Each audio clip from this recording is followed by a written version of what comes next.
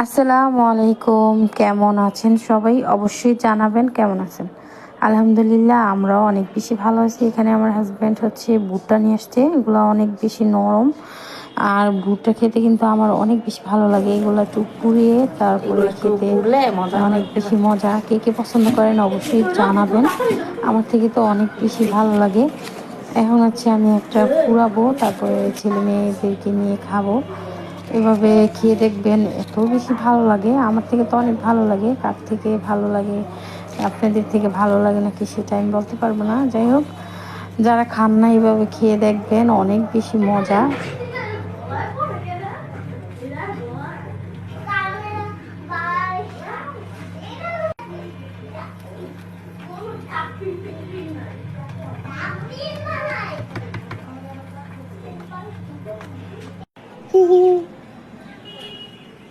না গরম নাকি ঠান্ডা?